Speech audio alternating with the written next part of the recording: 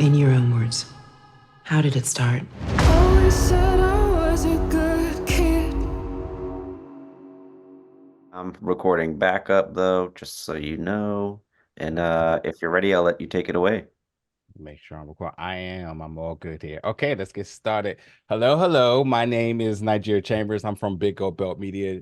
Jade, it's a pleasure to talk to you today about your new film, Miller's Girl, which is going to be in theaters January 26th. I am very excited to talk about the film because I just absolutely loved it.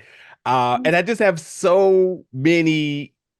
It's weird because I have lack of questions because I really just wanted to hear you talk about this film. Like it's so fascinating, and to find out that not only are you wearing like all the hats here, writer, director, producer, and this is your feature length feature debut, and then also you premiered at Palm Springs Film Festival. I'm on cloud now by watching the film, but truly, how are you feeling as a long road to getting to your release date very soon? Oh my gosh. I mean, Cloud9 as well. I feel like yeah, it's really but it's like bizarre and magical. I've been writing for a long time. This is the first thing I ever wrote, and it's also the first thing that's been made of mine, which is insane. It's I don't know. It's like it's very dreamy. It's very lovely. It's really nice to I don't know. God, it's amazing. I'm over the moon. Okay, I'm over the moon.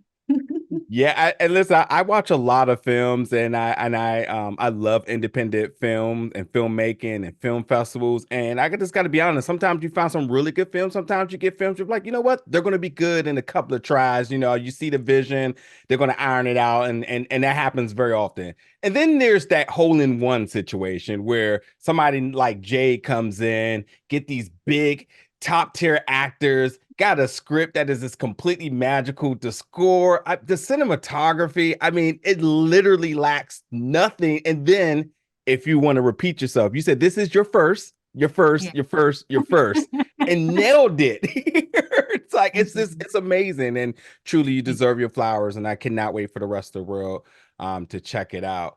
Um, and I truly do mean that. I do have some questions, but I want to hear you talk about the film. When you think about getting to this date, and I use the words magical, special, and on cloud 9, it is a measure of hard work. There's a labor, even going broke at times as well. But everything, the stars all align, and you're getting to this point of where the world's going to see it. What are some of the particular milestones that you are just proud about, or either a challenge that you want to discuss? But what was just some of the things that ultimately got you to this point?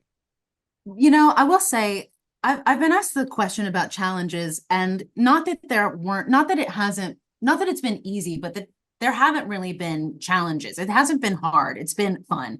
And it's been sort of an extraordinary journey of generosity and kind of kismet, I guess. Like when I first started writing this, it was a play. I was a bartender for Broadway shows, and all my friends were bartenders as well. And they were all extraordinary actors. And there was a group of them who did, as I was building the play, even from like scene 2 on, like we would do readings, and they would do these readings with me, and they would give me their time as these actors, and they were so incredible. And then we did stage readings of it in New York with those same actors, and they were just with me all the way, and their voices are still part of these characters because I was an actor, so I write for actors. So I built these characters around those original actors' voices. And then that was so amazing. Then I came to Los Angeles and met my producing partner, Mary-Margaret, who's also my best friend. The composer is also my best friend. My parents are also in this movie. I've had so many friends in LA who also came and did readings for me. The woman that I wrote this for, Julianne, I wrote it for her back in 2011. I wanted to build something around her. She's been with me the whole time. It's been, people just have been very, very kind with their time. Like they've just been willing to help me develop this. It truly is like, I don't even want to say a labor of love, just like everything has been made with so much love from artists who believed in me and believed in the project. And I mean, I could talk to you for 45 minutes about everybody that has helped me get to this place. And I'm so, I'm so grateful to have friends and artists who are willing to give parts of themselves, and that parts of themselves now are immortal, you know? Yeah. The word to me, divine. I'm as a person who's really big on energy, and I Mm. truly feel you know, the good you put out into the world is to be received. So I think as much as you talk about the folks around you and having that good core and nucleus of good energy and synergy, I mean, this is the results. And yes, as you mentioned, it's now internal, and everybody can be proud of this. It's truly a magical film. You know, it's funny, as critics, we always tend to say, you know, there's not going to be that many good films in January. It's kind of that little leap Mhm. month where not too much happens. But man, this year has been otherwise. There's been some really good films in January. Here's just another one. Okay, Right. so while you imagine and you wrote for your friends and the people you've been around, your colleagues, the folks that's seen you at your lowest, and now the people that's going to see you at your stardom, um, bringing in the folks, the likes of folks like Martin Freeman and Jenna Ortega, who listen, I've always respected their careers separately, and I guess it's one of those cases of I didn't know I needed the two of them together till I got it, and just wow, Mhm. to talk about knowing that these are going to be your leads, seeing them mesh together. There's I keep saying the word. There's some super magical moments between the two of them where you mute the film and you feel what's happening. Is it, Absolutely. talk to me through knowing these were going to be your two leads here. It is so special. Martin got us greenlit. Like Martin, I wrote Martin a letter and I was like, please meet with me. And he did, and we talked for like 2 hours, and he just really understood. He understood the character, but he also understood the context and the content. And so he understood what I was trying to make, and he understood the humanity within this character. Like, I think it would have been very easy to make John only weak or only a villain, but Martin is such a surgeon of an actor. Like, Mm. I'm still discovering things that he's doing in the film. He is so insane. And then Jenna, when I met Jenna, like she told me things about the character that I'd never said to anybody out loud. And so that was divine, like you said. It was all of the actors that came together, all of our heads of department, all of the executives, everybody on this movie understood the assignment. And they all kind of came together. We're this like weird magical family. It was an anomaly of near perfection. Jenna Yeah. and Martin's chemistry, I think, because they both are bringing such humanity to these really complicated characters, what you're seeing arc between them is the humanity of those characters. And Mm. it's so special and it's so beautiful. There's a scene where they're sitting in the classroom talking to each other. They're talking about each other's work. I was like aghast and agog. Like, I remember watching it on set that day, and I was like screaming into my sleeve because it's so beautiful. It's poetry. There's like Yeah. poetry in the silence between them, you know? Yo, totally. Yeah, poetry is the next where I was about to hit you with. So there we go. With looking at my notes there. And while I've discussed a lot of my feelings, and you obviously discussed your feelings, what are some of the targeted emotions and reactions you're aiming for the audience to try to Mm. you know, derive out of this? You know, I really want them to have grace for characters that are not the perfect villain or the perfect victim. I think that we really want that binary because it allows us to feel safe in our judgments of those characters and in our judgments of ourselves as well. But that's not real life, you know? There is perfect victims and perfect villains don't exist for real.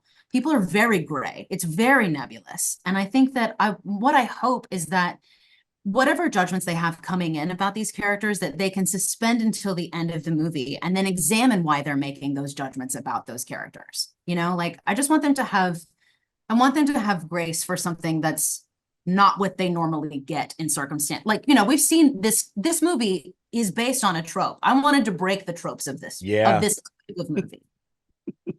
Right. That's literally my thought with preparing for the review. Is just like, yeah, we've seen this trope, but this is challenging the tropes that you are accustomed to. So, really quickly for my final question here, I by all means have to what given this opportunity to talk to you, I have to talk about the ending. The ending, which I thought you handled this very well. This is exactly how, if I had the opportunity, I would end the film, because as you mentioned, you want to kind of give the viewers an opportunity to question things, and also I think some self accountability, and maybe even growing that empathy, which society needs a little bit more of. So for you, we end this film, and folks, please go out and check and support this film. It will be in theaters January 26th. So I definitely just want to talk specifically about the ending. So definitely just come back to this interview if you don't want to know what we're talking about right here.